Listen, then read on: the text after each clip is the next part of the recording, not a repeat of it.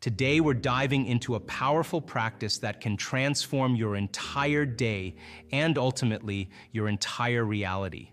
Let's take a moment to forget about everything else and concentrate on something essential that I'm going to talk about.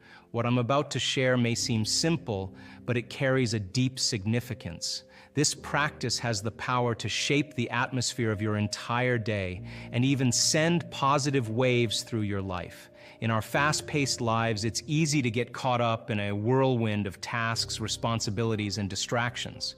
We often find ourselves pulled in different directions by the demands of work, family, and the myriad of things vying for our attention. In the midst of this chaos, setting the foundation becomes crucial. A moment to pause, refocus, and establish a solid starting point for the day. Now, imagine this as a reset button for your mind and spirit. The idea is to temporarily set aside the buzzing noise of the world and give full attention to what's being shared. It might be a simple concept, but its impact is anything but trivial. This practice is like planting a seed at the beginning of your day, nurturing it with your focus and intention, and watching it grow into a flourishing tree of positive influence in your life. So what is this practice that holds such significance? It's about mindfulness and intentionality. It involves taking a few moments each morning to center yourself, gather your thoughts, and consciously set the tone for the day ahead. It's a deliberate act of stepping into the driver's seat of your own life, choosing how you want to navigate the challenges and opportunities that lie ahead. Start by finding a quiet space where you can be alone with your thoughts. It could be a corner of your room, a cozy chair, or even a spot in nature if that's accessible to you. The key is to create an environment where you can focus without distractions. Once you're settled, take a few deep breaths. Feel the air entering your lungs and then slowly leaving your body. This simple act helps to anchor you in the present moment. Now reflect on your intentions for the day. What kind of day do you want to have? What emotions do you want to cultivate? It could be a day filled with joy, kindness, patience, or productivity. Whatever aligns with your values and aspirations. Visualize yourself moving through the day with these intentions in mind. See yourself handling challenges with grace, spreading positivity to those around you, and achieving your goals with determination.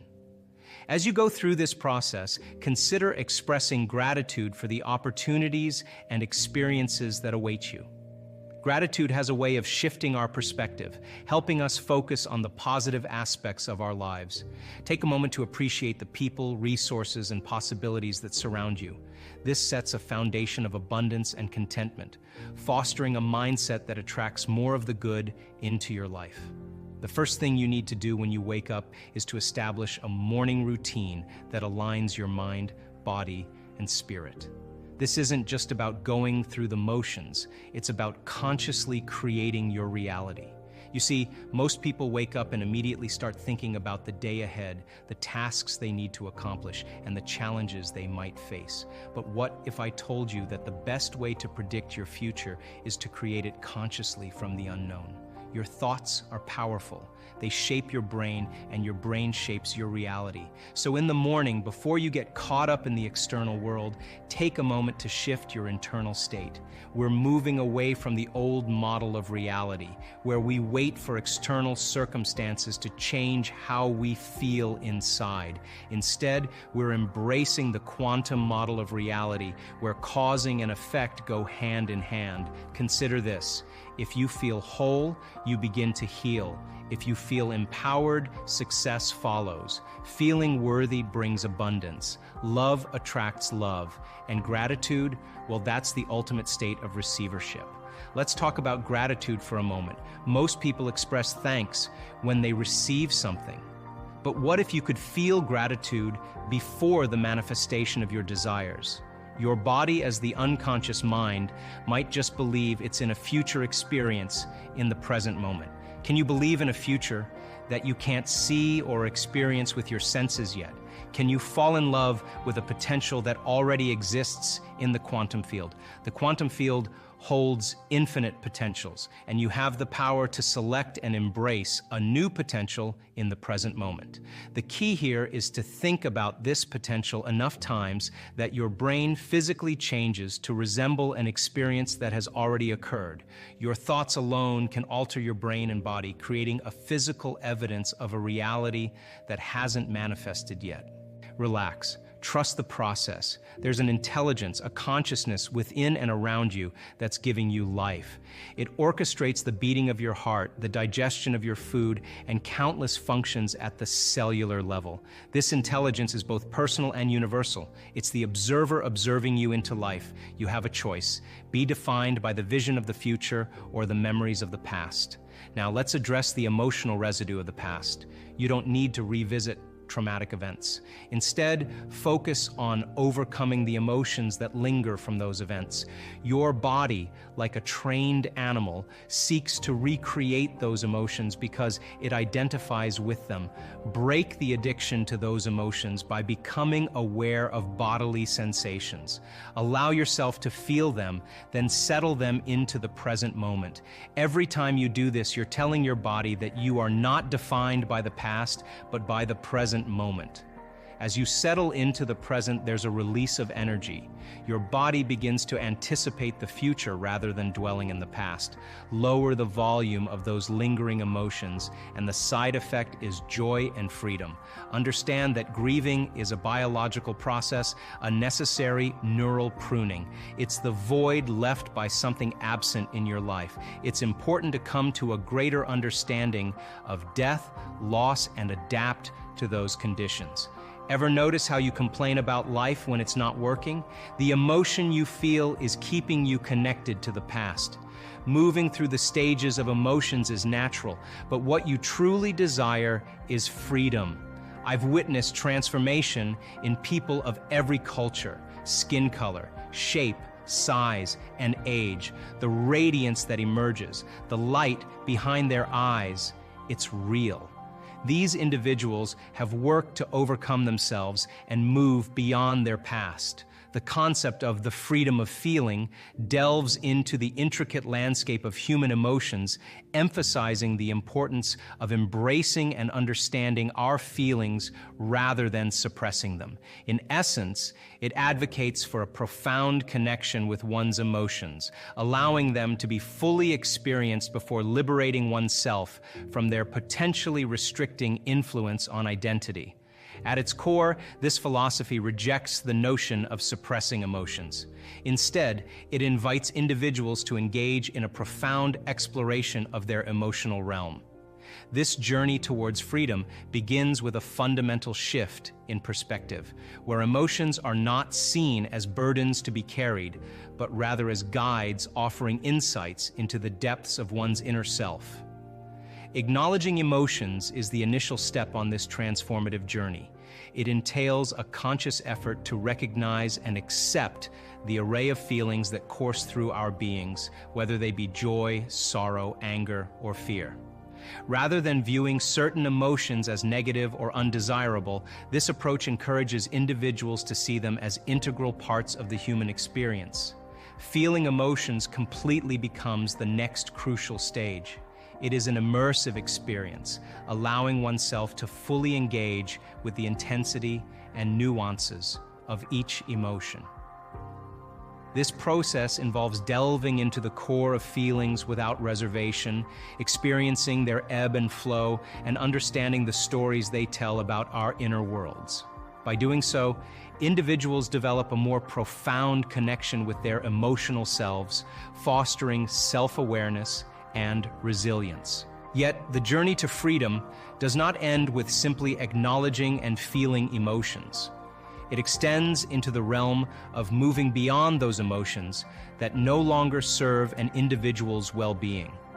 This phase involves a deliberate and mindful effort to disentangle oneself from the grip of emotions that might have been beneficial in the past but are now impediments to personal growth. Imagine a scenario where anger, once a protective shield, becomes a hindrance to meaningful relationships. The journey to freedom requires recognizing this shift and consciously choosing to move beyond the grip of anger. It involves learning from the emotion, understanding its origin and purpose, and then releasing it to create space for more constructive and positive emotions. In the pursuit of emotional freedom, resilience becomes a key ally. Resilience empowers individuals to bounce back from challenging emotional experiences, learning and growing through adversity. It is not about eliminating difficult emotions, but developing the strength to navigate them with grace and understanding. Moreover, this philosophy challenges the conventional idea of emotions as static and unchanging. Emotions are dynamic, flowing entities that, when allowed to move freely, contribute to the richness of the human experience. The journey to freedom, therefore, is not a destination, but an ongoing process of self-discovery, self-acceptance, and self-transformation. So, as you wake up each morning, remember this: ignore everything else and do this first. Establish a morning routine that aligns your mind, body, and spirit. Shift your internal state consciously.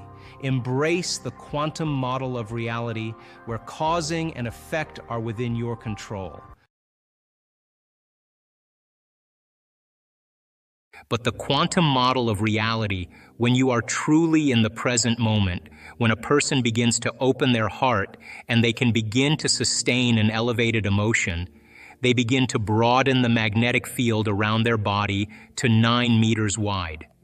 Now, they are more energy than matter, they are more wave than particle, and they can exert better effects on reality. So then think of when you open your heart, this is science. Like dropping a pebble in water, you produce a ripple. If you drop a bigger stone, you produce a bigger ripple. If you are able to sustain that state, you keep dropping the same rock over and over again, and you broadcast a signature into the field. The emotion is the magnetic charge. Your intention, your thought, is the information that is carried on that wave. And when you combine a clear intention with an elevated emotion, you begin to produce an effect on matter. You see, the thoughts that you think are the electrical charge in the quantum field. The feelings that you emote are the magnetic charge in the quantum field. And how you think and how you feel broadcasts an electromagnetic signature that influences every single atom in your life. The thought sends the signal out, and the feeling draws the event back. So if you are walking around your life feeling sorry for yourself and feeling like a victim, you are broadcasting that signature into the field, and you will create more experiences to suffer. Because we are not punished for our sins, we are punished by our sins. And sin is an attitude, and sin is how you think and how you feel. So then when you cause people to give up their guilt and their shame and their unworthiness, and teach them how to open their heart and create coherent waves in their brain and in their heart, they are going to produce the miraculous. It takes training, and it takes practice. And it takes learning new information and deprogramming ourselves into believing that we are limited. But if you are living by the hormones of stress and you have no energy, no field, then you can't produce an effect on matter. So then life is about the management of energy. And where you place your attention is where you place your energy. And if your attention is on the knowns and the predictable future, or your attention is on the familiar emotions of the past, you are siphoning energy out of the present moment, and you have no energy to create with. And when you are able to do this and practice it really well, you will begin to do what is innately your birthright, and that is to create an unknown or wonderful experience in your life. So it just takes practice in order to do it. What we noticed in our research, to finish that other thought, is that there comes a moment when you are in that coherent level of alpha, and all of a sudden you slip into theta. And all of a sudden, when theta turns on, all of a sudden you start seeing this amazing change take place. And the body becomes so relaxed, and the energy centers, the sympathetic nervous system, switches on. But instead of switching on like you are being chased by a tiger, or switching on like having an orgasm or ejaculating, or switching on for whatever reason. It is switching on in balance with the parasympathetic nervous system.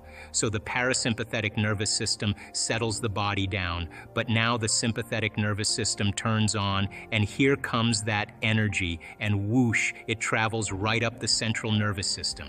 And it hits the brainstem, switches on what is called the thalamic gate, the reticular activating system. All that energy now hits the train station, the docking station where all the neurons go, and boom, it hits the neocortex. And now you are producing gamma brainwave patterns, and gamma brainwaves are superconscious brainwave patterns. In other words, the inner world is the real world. The experience is so profound energetically that you never forget the moment. That is when you rewrite the program. That lady we showed having ecstasy and taking, not taking, in a state of ecstasy in their meditation, she was in high gamma. We were watching her, I was watching her go.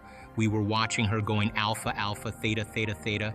We looked at each other and we were like, oh no, Jeffrey and I, and all of a sudden, boom, here it comes, gamma, off the page. So then the moment that happens, that's energy. And the sympathetic nervous system now is in complete balance with the parasympathetic nervous system. The thalamic gate is open. The subconscious is out of the way. It's released, and the energy is now traveling to the thinking brain, and the person's becoming super aware.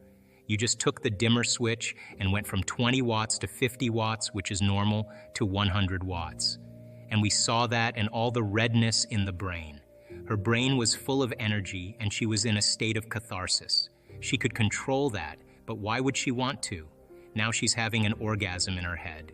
Her brain is having the orgasm, and it's not chemical, it's electromagnetic. Now here's what happens. The moment that happens, melatonin has to change. Now it starts turning into all of these amazing neurotransmitters. Melatonin is transmuted in the alchemical factory of the pineal gland, and it makes a chemical that is one of the strongest antioxidants known to man. In other words, just a little tweak on a melatonin molecule, and now you have an anti-aging, anti-cancer, anti-heart disease, antimicrobial, anti-neurodegenerative disease chemical that's floating through your bloodstream. That's the first thing. It's like HGH or something. What is it? No, it's an antioxidant. It's all those things. Oh wow, you just take a methyl group and twist it and it turns up. Then if you take melatonin and you change it again, it creates a phospholuminescent chemical, the same chemical found in the electric eel. Now what is that?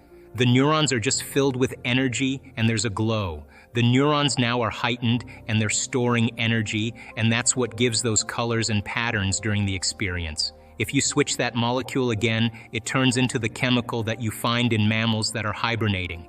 In other words, no sex drive, no appetite, the body's in stasis. You're no longer having any drives. What a time to dream. What a time to create a future, when the body is no longer the mind. Take that chemical and tweak it again, and it's the most powerful hallucinogenic known to man. Now you're talking about the God molecule, you're talking about the inner world as the real world, and now you are walking into a dimension. This is where you go from space-time into time-space. That's the vision quest, or the lucid experience, or whatever mystical moment that has been talked about for antiquity. It takes a little bit to get people to this point, but when the neurotransmitters change, the chemicals are a downward causation of a shift in consciousness. When that happens, holy hell, because the person will never be the same. I've had experiences, I understand them. You can't go back to business as usual after a few of those. I think my interest is to demystify this, right? Let's demystify it. You teach people information, you teach them how to do it, and then it creates transformation, right?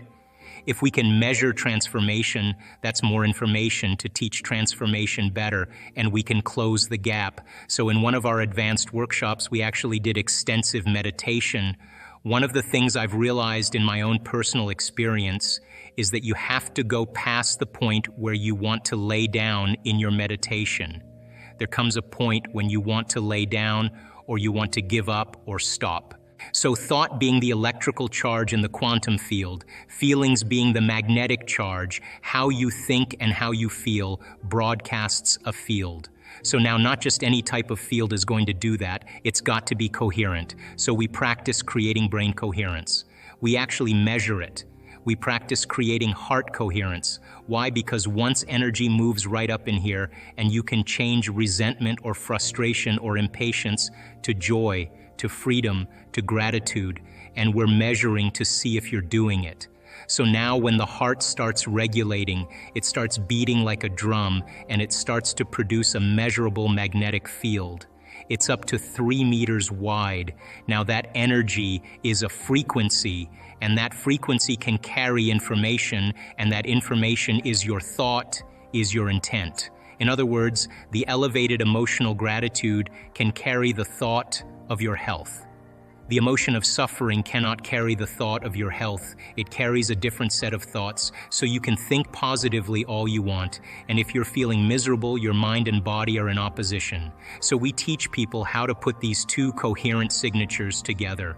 The thought sending the signal out, the feeling drawing the event back, but the more coherent, the more organized the signal, the more connection you have to the field. So coherence is a synchronization. As an example, when people are under the gun of the fight or flight nervous system, they're living by the hormones of stress.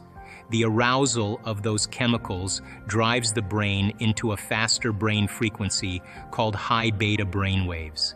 In high beta, the arousal, you're in survival. What you're trying to do now is control and predict everything in your life.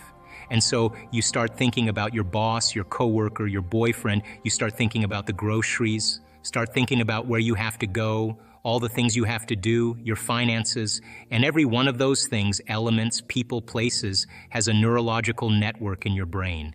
The latest research in neuroplasticity tells us we're not hardwired to be a certain way for the rest of our lives. The latest research in epigenetics says we're not doomed by our genes, that in fact we're marvels of adaptability and change. So as a person started to contemplate and think about who do I want to be when I open my eyes, what would it be like to be happy? What would it be like to live a new life? The frontal lobe is looking out into the landscape of the entire brain because it has connections to the entire neocortex, and it's got to resolve the problem. So it starts calling up different networks of neurons that are relevant to the question based on the knowledge the person learns or the experiences that they had in it. Begins to seamlessly piece together this new understanding, and that's called intention. And so if you're reading a book about how to become more happy, or if you're reading a book on how to be a leader in your life, or you're studying the process, every time you learn something new, you add new connections to your brains and raw materials for you to imagine even more. The act of mentally rehearsing begins to install the neurological hardware in your brain to look like it's already happened. Now, the brain is typically a record of the past, but the moment we install the neurological hardware, it becomes a map to the future. And you keep doing that, the hardware becomes a software program, which means you start thinking like a genius. You start acting like a happy person because there's no mystery there because you installed the circuits. And then these people didn't wait for their wealth or their health to feel gratitude and to feel empowered or to feel love, a love for life. They began to feel those emotions ahead of the experience, and their body is, the unconscious mind doesn't know the difference between the experience and their life that creates the emotion and their emotion that they're creating by thought alone.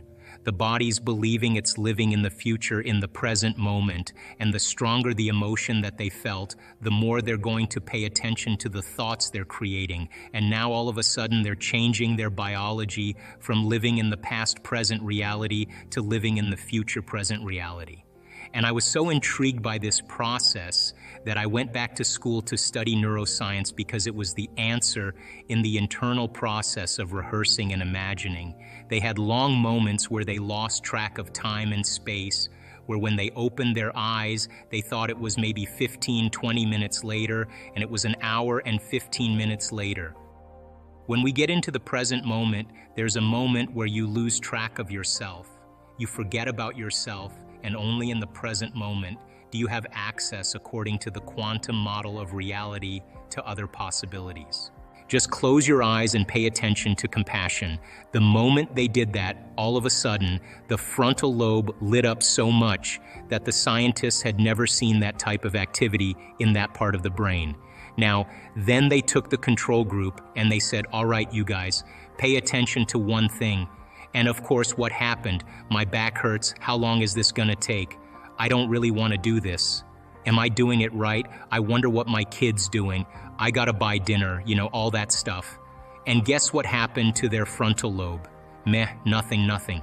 Now, in one particular monk, there's a part of the frontal lobe on the left side, which is really the happy spot in the brain. And this guy's left frontal lobe was so ignited that the scientists said, this guy's gotta be the happiest guy in the world. They'd never seen activity like this before. But then the scientists began to think about this, and what they said was, maybe paying attention and concentration and observation is a skill, just like tennis or golf. And you can improve it if you keep practicing it. Now think about this, the brain is the instrument that we use. It's the machinery for us to process thought. How many people will accept that? And it also has some automatic processes that allow us to function. But for the most part, it's the greatest area in the body where there's the greatest number of neurons clustered together. And where you have the greatest number of neurons clustered together, you have the greatest intelligence. So the brain is the central clearinghouse of intelligence. Mind, by the way, is what the brain does. Mind is the brain in action. It's the brain at work. When we can measure a working brain, we're studying mind. So mind is when the brain is in action. So when we're using functional brain scans and we're studying how the brain works, we're studying this concept called mind. Then here's my question. If the brain is the instrument for intelligence or processing thought, and mind is what the brain does, if you can improve the way your brain works, who's doing the improving? And it's that nasty 13-letter word called consciousness. That's the only solution. Consciousness is our self-aware, free-willed individual that is really not the body, is not the brain, and is not the mind. As a matter of fact, consciousness is what manipulates the brain to produce mind. The brain processes 400 billion bits of information every second, but we're only aware of about 2,000 of those 400 billion bits of information. And you know what those 2,000 bits of information have to do with? 3 things, and only 3 things. The body, the environment, and time. That's it. Does your back hurt? Do you have a headache? Are you tired? Is it too cold in here? Is it too bright in here? Is it too dark in here? Do you like the way the person smells sitting next to you? Do you even like the person next to you? How long's this guy gonna talk before we can break? And that's where all of our self-awareness is on. It's only on the body, the environment, and time. And yet billions of bits of information is being processed by the brain. Now, when we can take consciousness, self-awareness, and move it away from the body, the environment, and time, we no longer have to live by the laws of the body, the environment, and time. And when we're able to do that, we begin to open the door to walk into the quantum field. So then the first step to change is becoming conscious of those unconscious states of mind and body. Most people don't like to do this. Everybody knows this, that you keep switching on that system for an extended period of time, and you live by the arousal of fear, the arousal of pain, the arousal of suffering, the arousal of aggression. It takes energy to activate those late systems. And when we do that, our immune system is compromised. The energy that's mobilized for emergency, for the threat in the outer environment, compromises the energy in our inner environment, and we are then more susceptible to the conditions in our outer environment. And as Greg said, you have to look at to see what keeps you in balance. And stress and living in survival is when you're not that balanced, not that homeostasis. We can tolerate that short term, but if you keep exposing yourself to the same stimulation, or you have the thought of some worst-case scenario in your mind, you're actually knocking your brain and body out of balance by thought alone. It was just really this element. And so then I was able to figure out that there were 4 common things. And then I wrote a book about it. And then I thought, God, if this works really on people that were sick and are better, and they come from all walks of life, all colors, all races, all genders, for sexual preferences, but all of a sudden I wanted to see if I was able to reproduce it. So then I started seeing, okay, let's see if we can teach this be able to reproduce the outcome, because that's science, right? The first one was that they all believed and accepted that there was an intelligence that lived within them that was giving them life. These are these people you interviewed who had had injuries that overcame. No, these are people where with cancer, MS, Lucas, Parkinson's disease got better. Yeah, just spontaneously, it's called a spontaneous for you. So I believe there was an intelligence, there was some invisible life force they were connected to that. They felt like they had lost their connection to, they became separate and disconnected from, and that when they got the diagnosis, they woke up and said, man, I got to connect again, and I got to connect to my essence. And so they developed a relationship with it, just like you develop a relationship with anybody. It takes time. You got to be present. You got to connect. You got to experience. You got to be present. All of these things are important elements. So that was the first thing. The second thing was that they realized that it was the mismanagement of their emotions and the hormones of stress that really began to create their condition. Now stress is when your brain and body are knocked out of balance. The stress is when your body's not that of homeostasis. We have an innate mechanism in our body that returns us back to order. So then if someone cuts you off on the LA freeway, you have the emotional reaction. But 15 minutes later, you're back to driving and you're over it, right? That's all organisms in nature can tolerate, short-term stress. But when it's all day long, all week, all year, so if you're reacting to like a Tyrannosaurus Rex is chasing you, you have to make a decision. Am I going to use 20% of my energy? I'm going to use 100%. So it turns out when you're reacting to traffic, 200%. All right? Or if you're reacting to your coworker sitting in the cubicle next to you, you're turning on that response. And what was once very adaptive becomes very maladaptive, because when you turn on the stress response and you can't turn it off now, you're headed for disease, because nobody can live in emergency mode for that extended period of time. Well, human beings, we can turn on the stress response just by thought alone. You can think about your problems and you're producing the same biological effects. So those chemicals give the brain and body a rush of energy, and people become addicted to that rush of energy. So now they use the problems and conditions in their life to reaffirm their addiction to that emotion. They need the bad job. They need the poor relationship. So that means they become addicted to the life that they don't even like. Why do we need the bad job or bad relationship and stay stuck? Because it's a conditioned response. So listen, if you get angry at a coworker and all of a sudden you get an arousal in your brain and body, right? You get a rush of energy. When you start noticing that your body starts dropping, your brain starts noticing your energy starts dropping, you're automatically going to have the image of the coworker in order to give your body the next the jolt, right? So all of a sudden people become addicted to their own thoughts, right? So these people realize that, oh my God, I've been mismanaging my attention and energy, and I got it. I got to get beyond my past. I got to get beyond these emotions. I got to make some big changes. I got to break the habit of being myself. I got to stop being this person now. That sounds really good theoretically and philosophically, but change is such a hard thing. All right, because the moment you come back to your senses and you step back into your life and you see that person, where you go to that place or you're with that experience, so many people are unconsciously reacting in their thoughts and feelings to everything in their environment. So now their environment is controlling how they think and feel. So they realize that in order to change, it'll change the environment. They got to be greater than their environment, greater than the conditions in the world, in the circumstances. Be mindful of that every time they come up to be like, yeah, I'm gonna think differently, right? I'm not gonna react. Yeah, right. I'm not gonna go back, I'm not gonna go back, because the moment you start reacting, A,